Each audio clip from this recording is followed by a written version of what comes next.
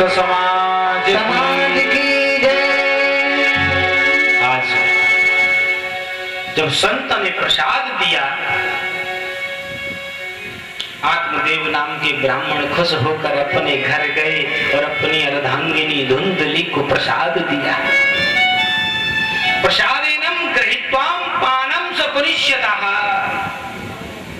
जैसे ही पान करने की इच्छा हुई तो मन ने कह दिया कि नहीं, ये मन बहुत चंचल है। मन ने कह दिया कि नहीं, इसे जो है पान नहीं करना, गर्भ धारण हो जाएगा, प्रसव की पीड़ा का सहन करना पड़ेगा, कष्ट का सामना करना पड़ेगा। संत का प्रसाद है, इसकी परीक्षा लेनी चाहिए। गाय को प्रसाद खिला दिया। और धुंधली की एक बहन है, धुंधलाक्षी नाम है उसका। बहन के पास गई और कहने लगी कि तेरे तो बहुत सारी संतानें हैं, जो अब संतान होना उस संतान को मुझे देना, यही मेरे पुत्र या पुत्री के रूप में से ही पालूंगी। और धुंधली ने नाटक करना प्रारंभ कर दिया, धोखा देना प्रारंभ कर दिया अपने पति को। स्त्री के लिए सबसे पहली बात यह है कि सबसे बड़ा परमेश्वर पति का रूप होता है। स्त्री के सामने कितने ही सुंदर राजकुमार क्यों ना आए, स्त्री को उन राजकुमारों को भी अपने पिता के तुल्य समझना चाहिए। भाई के तुल्य नहीं, पिता के तुल्य। क्योंकि पिता अपनी संतान के प्रति हमेशा सौहार्द और अपना प्रेम रखता है। भाई के अंदर इतना प्रेम नहीं होता।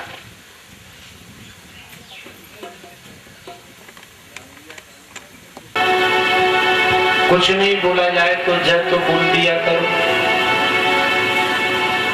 जितनी बार जय बोलोगे उतनी ही दूर आपके पास से सारे कष्ट दूर चले जाएंगे।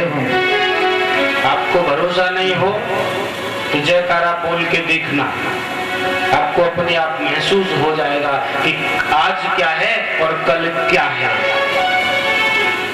बोली बाल कृष्ण लाल की जय।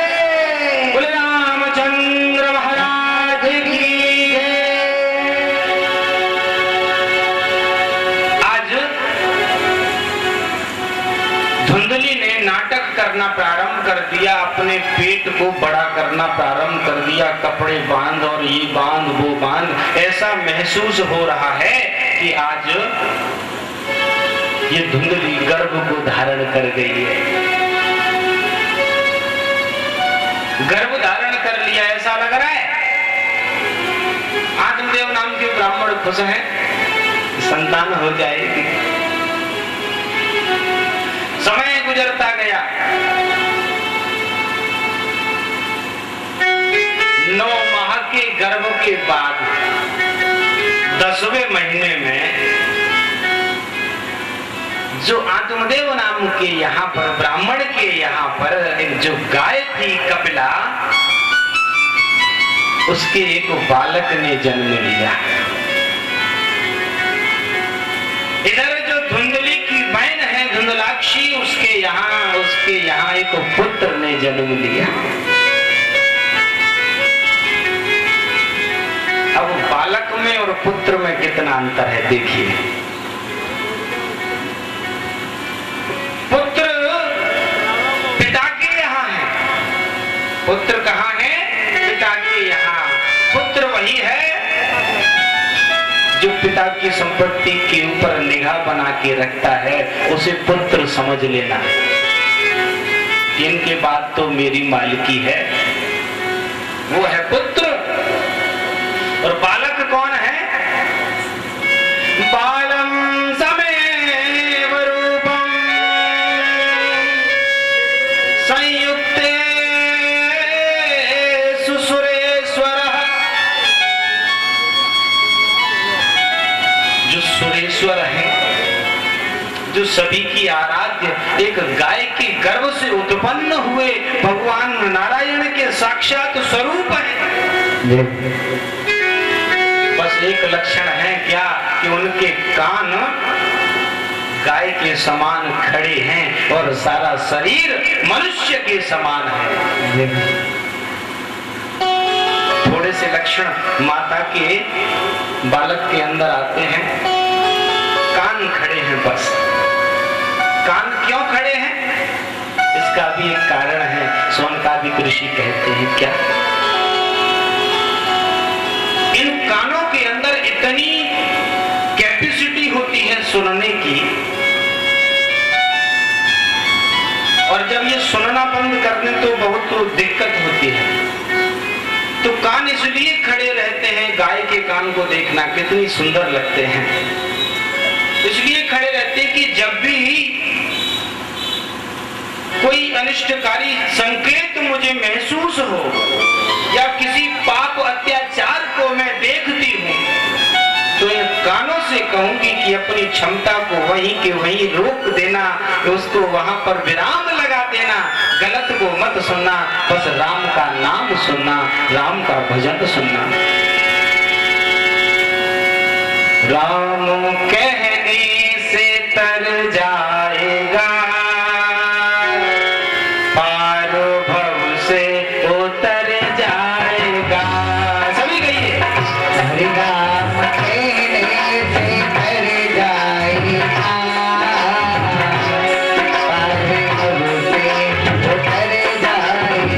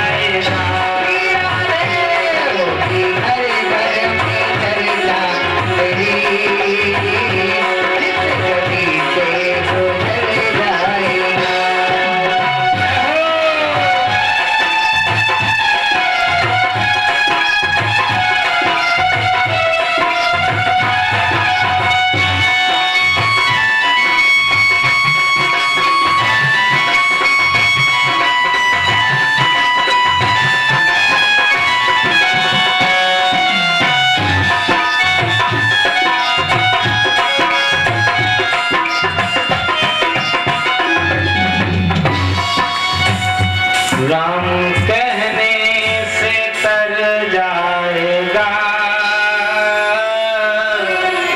पार भव से उतर जाएगा। एक बार अगर भगवान का नाम मुख से निकल जाए तो अनेकों जन्म सुधर जाते हैं।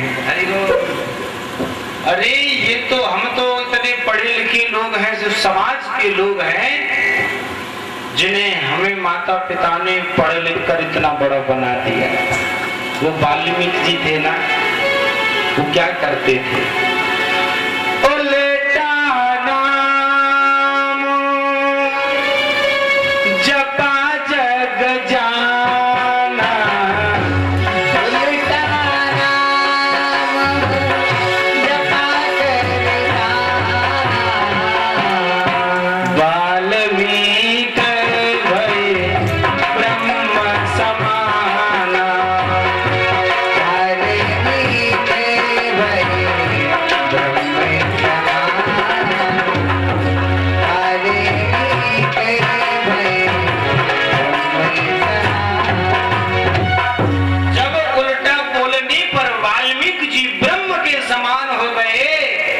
तो क्या हम सीधा बोलने पर किसी ऋषि के समान नहीं हो सकते? सीधा राम कृष्ण जैसे परमहंस हमारी इस दुनिया में रहे, भारत का नाम रोशन हुआ। प्रभु, मैं तो परमात्मा से ये प्रार्थना करूंगा कि हमारे इस गांव में भी ऐसे ही संत महात्माओं का प्राकट्य होता रहे। कभी समय समय पर हर उम्र के हिसाब से हर व्यक्ति, हर भाई उस संत के समान बने और हमारे इस गांव के नाम को रोशन करे, हमारे गांव के नाम को रोशन करे। आज गोकर्ण जी और धुंधकारी यानी कि धुंधली का पुत्र, जो बहन का पुत्र है, वो धुंधली लेकर आ गई। कहने लगी मेरे पुत्र हुआ है, मेरे पुत्र हुआ है। इतनी खुश हो गई कि बहुत बनाव महिलाओं के चेहरे पर आंसू रखे रहते हैं। उन्हें ऐसा लगे, बुरा मत मानना, अगर महिलाओं को ऐसा लगे कि यहाँ दाल गलेगी नहीं तो बस आंखों में आंसू, काम बन जाएगा। होता है ऐसे। आज धुंधली खुशी से आंखों में आंसू ले आई। ब्राह्मण ने सोचा वास्तविक मेरा पुत्र है, वास्तविक मेरा पुत्र है। आज जैसे ही सोचा ये मेरा पुत्र है तो आज भाव बदल गया। ब्राह्मण ने गले से लगाया। इधर गाय का बालक देखा कि दो दो पुत्र हो गए। गाय का बालक है इसलिए उसका नाम गोकर्ण रख दिया, गोकर्ण रख दिया। उसका नाम रखते हैं, आत्मदेव जी कहते हैं इसका नाम नारायण रख दो। धुंधली ने कहा कि नहीं, ये मेरा बेटा है, मेरा पुत्र है, इसके नाम के साथ मेरा नाम जुड़ना चाहिए। तो नाम ढूंढ कर बताया धुंधकारी। ये क्या है?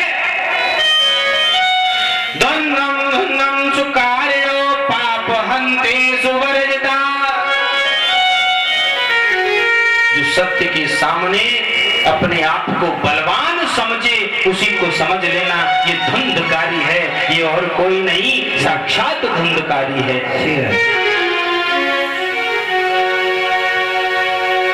अब धुंधकारी तो बड़ा हो रहा है, माँ की संरक्षण है। अब माँ की ममता बालक को मिल जाए तो पिता को तो अपने आप झुकना पड़ता है। पिता सब कुछ जानता है फिर भी बालक की बात कहनी पड़ती है। कहीं बालक ढक के मार के न निकाल दे। पता है कि ये सत्य है फिर भी असत्य बोलना जरूरी है। भाई बालक की बात है, बालक के साथ बालक की माँ है, वो भी परेशान करेगी तो बालक की बात ही बोलनी पड़ेगी। ये धुंधकारी के लक्षण है।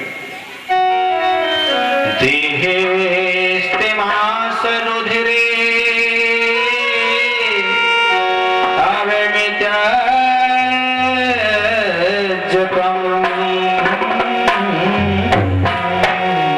जया सुतादिषु सदा ममता विमोश्च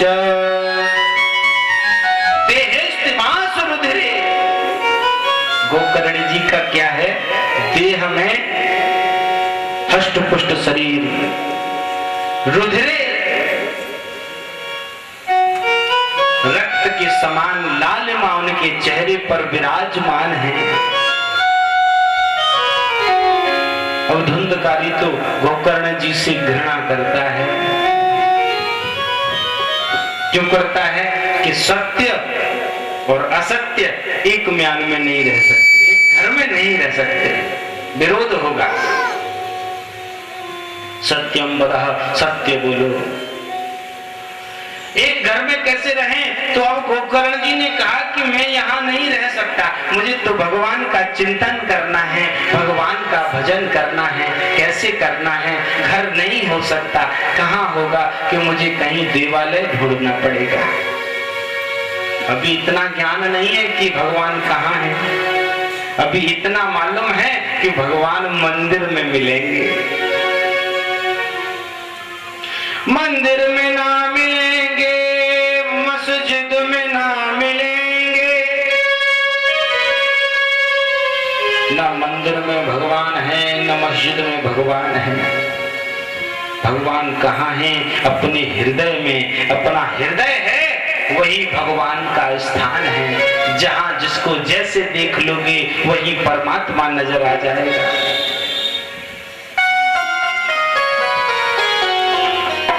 अभी पिछले दिनों एक कथा में गए हुए थे हम, माता भगवती के त्रिकूट पर्वत की वादियों में, माता वैष्णो देवी धाम। वहां एक जगह पड़ती है, धनवा नाम है उस गांव का। वहां गए थे तो वहां क्या देखा? वहां देखा कि वहां अपार श्रद्धा है। 100-100 मीटर 500-500 मीटर दूरी पर तो मकान है पहाड़ों के ऊपर। और कथा का समय हुआ, सभी एकत्रित हो गए। इतनी लगन से कथा सुनते थे कि कथा का समय मालूम नहीं पड़ता था। वहां प्रेम देखा। ऐसा ही प्रेम व्यक्ति के अंदर हो जाए, हृदय में हो जाए, तो मंदिर जाने की आवश्यकता नहीं है। पर प्रेम नाम की तो चीज नहीं है। प्रेम को तो व्यक्तियों ने, लोगों ने, समाज ने दूषित कर दिया है। अरे प्रेम तो पत्थर को इंसान बना देता है। अगर किसी से प्यार से 4 बातें कर लो ना 2-4 दिन लगातार, पड़ोसी सोचने लगेगा कोई चक्कर है। बात करने का भी धर्म नहीं है। इसलिए अपने मन में भाव रखो, मंदिर जाना है। गोकर्ण जी ने क्या किया? अपने पिता से कहा, पिताश्री अब हम तो मंदिर जा रहे हैं और भाई को यहाँ छोड़ दो, भाई संभाल लेंगे, हम चले। गोकर्ण जी ने अपना कमंडलू ले लिया। आज गोकर्ण जी 5 वर्ष के बालक हैं। कमंडल ले लिया और भगवान का चिंतन करते हैं। धर्मं भजस्व सततं त्यज्य लोक धर्मान् सेवस्व साधु पुरखान् जहि कामस्तृणाम्। सारी क्रियाकलाप को त्याग दिया और एक बरगद के वृक्ष के नीचे भगवान शिव की शिवलिंग को बना लिया बालू से। उसकी आराधना करते हैं कि यही ब्रह्म है। अब उनके अंदर ज्ञान अर्जित होने लगा। जब भक्ति बढ़ी, भक्ति का बेटा है ज्ञान, ज्ञान अर्जित होने लगा। और जब ज्ञान अर्जित होने लगा फिर तो कहना क्या था, अब तो परमहंस होने लगे। भागवत महापुराण की गाथा का वाचन सुनने लगे।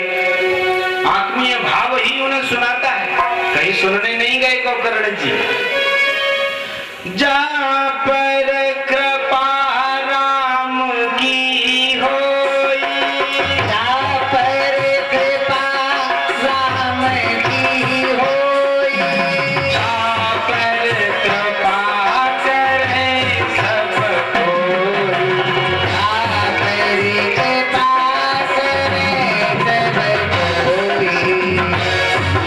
जिसके ऊपर राम जी की कृपा है। आज गोकर्ण जी के ऊपर राम जी की कृपा है तो आज चिंतन करते हैं और चिंतन करने में ही आत्मीय भाव प्रबल हो जाता है और समस्त वेदों का ज्ञान उनके मस्तिष्क में समाहित हो जाता है। आज ज्ञान हो गया। इधर क्या हुआ? धुंधली अपने पुत्र के आतंक को बढ़ावा देने लगी। बढ़ावा देती है कि बेटा ये लाओ, उधर से ये लाओ, चोरी करो, चंगुरी करो। बेटा बहुत खुश, मम्मी कह रही है कोई डर नहीं है।